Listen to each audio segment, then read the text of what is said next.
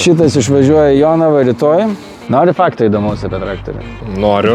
Papasakosiu apie Weichai variklį, kurio mūsų klientai atėjo vis klausinėja, čia geras, blogas, čia laikys, nelaikys. Galiu visus nuraminti, atsipalaiduokit, viskas yra gerai. Šitas variklis yra sukurtas traukai ir darbui.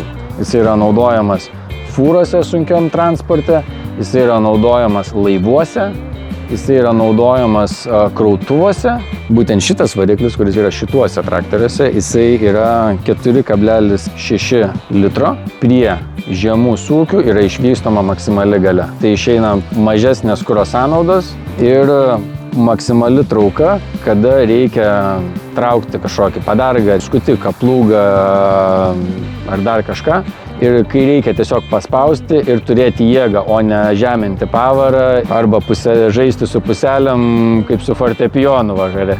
Kituose Opaksuose, pamenu, Dosan buvo variklis. Jo, buvo Dosanas, beje, yra galimybė užsisakyti ir su Dosan varikliu. Dosanas turi mažesnį litražą, jis irgi turi pakankamai traukos jėgos, bet jam reikia čiut aukštesnių sūkių negu Weichai.